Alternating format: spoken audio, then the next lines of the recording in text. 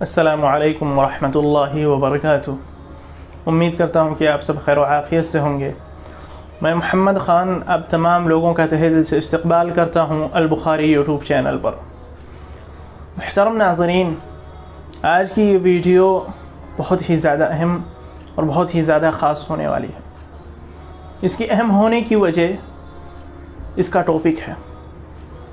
آج کی اس ویڈیو کا جو موضوع ہے وہ نہایت ہی اہم اور نہایت ہی حساس ہے۔ جی ہاں میرے بھائیوں، آج کا ٹاپک ہے کہ اللہ رب العالمین کو کس نے پیدا کیا۔ جی ہاں، یہ ایک بہت بڑا بہت ہی حساس سوال ہے، اور اس سوال کی وجہ سے کئی سارے اہل ایمان سے کفر کی حالت میں چلے گئے۔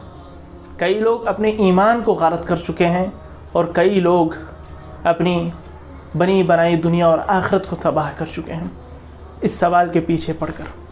تو آج کی اس ویڈیو میں ہم جانیں گے کہ آخر یہ سوال کس نوعیت کا سوال ہے، یہ سوال کس کی جانب سے آتا ہے، اس کا جواب کیا ہے اور اس کا حل کیا ہے۔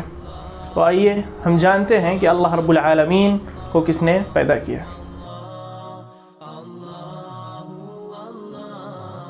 شیطان، جو کہ انسان کا ازلی دشمن ہے، کسی بھی صورت انسان کو چین و سکون سے نہیں رہنے دیتا ہے۔ اس کی پہلی کوشش یہ ہوتی ہے کہ انسان کو اس کی حالت اور ایمان و یقین کے اعتبار سے اس کے دل میں وسوسے ڈالنا، اور یہ کام وہ بخوبی انجام بھی دیتا ہے۔ اس کے دل میں طرح طرح کے خیالات، طرح طرح کے وسوسے ڈالتے رہتا ہے، یہاں تک کہ اس کا سب سے بڑا وسوسہ یہ ہوتا ہے کہ اللہ رب العالمین کے متعلق اور خالق حقیقی کے متعلق شکوک و شبہات انسان کے دل میں پیدا کرنا، جس کی وجہ سے وہ انسان کے چین و سکون کو غارت کر دیتا ہے، اسے راہ راست سے دور کر دیتا ہے، اور اس کے بعد جب اس پر بھی اس کا بس نہیں چلتا ان تمام چیزوں کے باوجود بھی، تو پھر وہ نماز، جو کہ سب سے اہم عبادت ہے، اس میں داخل ہوتا ہے۔ نماز کی صورت میں انسان کے دل میں طرح طرح کے خیالات پیدا کرنے لگتا ہے، کبھی وضو کے متعلق تو کبھی طہارت کے متعلق۔ اسی طریقے سے رشتہ داروں کے درمیان، دوست و احباب کے درمیان غلط فہمیاں پیدا کر کے، شکوک و شبہات بنا کر کے ان کے درمیان کے جو اچھے رشتے ہوتے ہیں اس کو ختم کروا دیتا ہے۔ مذکورہ تمام وسوسوں میں سب سے خطرناک اور سب سے اہم وسوسہ جو ہے، جو انسان پر سب سے زیادہ بھاری پڑتا، وہ یہ ہے کہ شیطان انسان کے دل میں بات ڈالتا ہے کہ جب ہر چیز کا پیدا کرنے والا اللہ رب العالمین ہے، اس دنیا کے اندر تمام مخلوقات کا خالق صرف ایک ہے، وہ ہے اللہ رب العزت، تو پھر آخر اللہ رب العزت کا خالق کون ہے؟ نعوذ باللہ، نعوذ باللہ، اللہ رب العالمین کو کس نے پیدا کیا؟ یہ شک اور یہ شبہ انسان کے دل میں ڈالتا ہے، چونکہ بعض کمزور دل انسان جو کہ تنگی، بے چینی، حسرت و ندامت، ان تمام چیزوں کی وجہ سے، اس شک اور شبہے کی وجہ سے ایسے اقدامات کر گزرتے ہیں جس کی وجہ سے انہیں کافی خسارہ ہوتا ہے اور آگے چل کر کافی پچھتاوا ہوتا ہے۔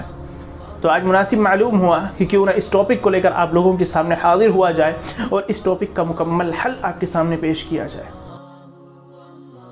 مذکورہ تمام باتوں سے یہ بات ظاہر ہو گئی کہ اس سوال کا، اس شک و شبہے کا اصل مصدر و مرجع جو ہے وہ شیطان رجیم ہے۔ لہذا جب کبھی آپ کے سامنے ایسی صورت آئے اور آپ ایسی کسی صورتحال سے گزریں، تو آپ ان تمام احادیث نبویہ کو مد نظر رکھیں جو کہ میں ابھی پیش کر رہا ہوں۔ عن ابی ہریرہ رضی اللہ تعالی عنہ قال قال رسول اللہ صلی اللہ علیہ وسلم لا يزال الناس يتساءلون حتى يقال هذا خلق الله الخلق فمن خلق الله فمن وجد من ذلك شيئا فليقل آمنت بالله۔ صحیح مسلم۔ حضرت ابو ہریرہ رضی اللہ تعالی عنہ سے روایت ہے، بیان کرتے ہیں کہ اللہ کے نبی صلی اللہ علیہ وسلم نے بیان فرمایا کہ لوگ یوں ہی سوال پوچھتے رہیں گے، لا يزال الناس يتساءلون حتى يقال، یہاں تک کہ ان سے کہا جائے گا کہ هذا خلق الله الخلق، کہ اللہ رب العالمین نے اسے پیدا کیا ہے، اللہ رب العالمین نے اسے پیدا کیا ہے۔ فمن خلق اللہ، نعوذ باللہ، اللہ رب العالمین کو کس نے پیدا کیا؟ فمن وجد من ذلك شيئا، بس آپ میں سے کوئی بھی شخص اگر اس جیسی کسی بات سے گزرے یا ایسا کوئی وسوسہ اس کے دل میں آئے، فَلْيَقُلْ آمَنْتُ بِاللَّهِ، تو اسے چاہیے کہ فوراً کہے کہ آمنت باللہ، میں اللہ پر ایمان لایا۔ عن ابی ہریرہ رضی اللہ تعالی عنہ قال قال رسول اللہ صلی اللہ علیہ وسلم يأتي الشيطان أحدكم فيقول من خلق كذا وكذا حتى يقول له من خلق ربك فإذا بلغ ذلك فليستعذ بالله ولينتهي۔ صحیح مسلم۔ حضرت ابو ہریرہ رضی اللہ تعالی عنہ سے روایت ہے، وہ بیان کرتے ہیں کہ اللہ کے نبی صلی اللہ علیہ وسلم نے ارشاد فرمایا کہ تم میں سے کسی ایک کے پاس شیطان آ کر کہتا ہے کہ یہ چیز کس نے پیدا کی، وہ چیز کس نے پیدا کی، اسی طرح کے سوالات وہ تمہارے ذہن میں ڈالتے رہتا ہے کہ یہ چیز کس نے پیدا کی، وہ چیز کس نے پیدا کی، حتی یقول له من خلق ربک، یہاں تک کہ وہ یہ بات بھی تمہارے ذہن میں ڈالتا ہے کہ تمہارے رب کو کس نے پیدا کیا۔ فَإِذَا بَلَغَ ذَلِكَ، بس جب وہ یہاں تک پہنچ جائے، معاملہ یہاں تک آ پہنچے کہ تمہارے رب کو کس نے پیدا کیا، فَلْيَسْتَعِذْ بِاللَّهِ، تو اسے چاہیے کہ اللہ رب العالمین سے پناہ طلب، اللہ رب العالمین کی پناہ طلب کرے، اور وَلْيَنْتَهِ، وہیں پر رک جائے۔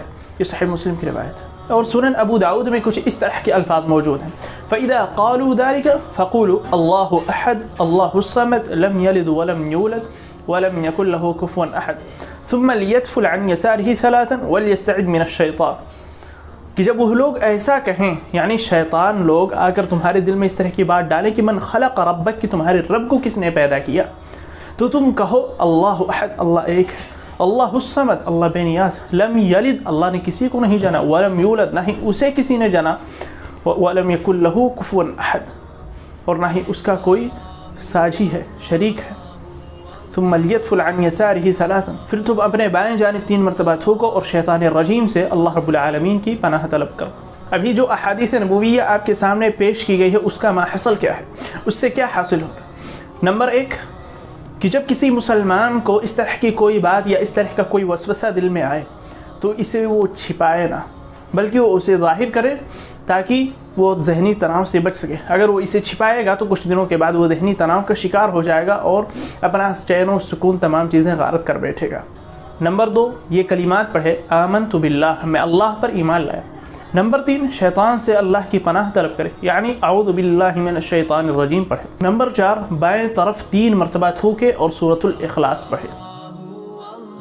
محترم ناظرین، اس طرح کے اگر وسوسے اور خیالات آپ کسی کے بھی دل میں آئیں تو اسے چاہیے کہ وہ مذکورہ تمام چیزوں کو مد نظر رکھے اور اس کے مطابق عمل کرے۔ جو چیزیں جو احادیث نبویہ کی روشنی میں بتلائی گئی ہیں اسے اپنے سامنے رکھتے ہوئے اس پر عمل کرے، انشاءاللہ اسے چین و سکون مل جائے گا۔ اور اس طرح کے وسوسے شیطان ایمان والوں کے دلوں میں ہی ڈالتا ہے، جیسا کہ حضرت ابو ہریرہ کی روایت وہ بیان کرتے ہیں کہ ایک مرتبہ صحابہ کرام، کچھ صحابہ آپ صلی اللہ علیہ وسلم کے پاس آئے اور آپ صلی اللہ علیہ وسلم سے کہا کہ اللہ کے نبی، ہمارے دلوں میں کچھ ایسے خیالات آتے ہیں، کچھ ایسے وسوسے آتے ہیں جن کا بیان کرنا ہمارے اوپر بہت ہی گراں گزرتا ہے، بہت ہی دشوار معلوم ہوتا ہے۔ تو اللہ کے نبی صلی اللہ علیہ وسلم نے پوچھا کہ ایسے خیالات اور وسوسے تمہیں آتے ہیں؟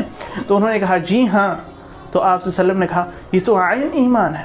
یہ روایت صحیح مسلم میں موجود ہے۔ اس حدیث سے صاف معلوم ہوتا ہے کہ اس طرح کے وسوسے صرف ایمان والوں کے دلوں میں ہی ڈالتا ہے۔ اور جہاں تک رہی بات غیر مسلموں کی کہ ان کے دلوں میں بھی خیالات آتے ہیں، ان کے طرف سے بھی یہ سوالات آتے ہیں، تو ان سے شیطان جس طرح چاہتا ہے اس طرح کھیلتا ہے۔ اب آج کے اس ایپیسوڈ میں یہیں تک، اور اگلے ایپیسوڈ میں ہم جانیں گے کہ جب کوئی کافر یہ کہتا ہے کہ اللہ کو کس نے پیدا کیا تو اس کے پیچھے کی کیا وجہ ہوتی ہے، یا پھر ایک ملحد، ایک دہریہ جو کہ مانتا ہی نہیں سرے سے کہ اللہ رب العالمین خالق ہے یا اللہ رب العالمین وجود میں ہے۔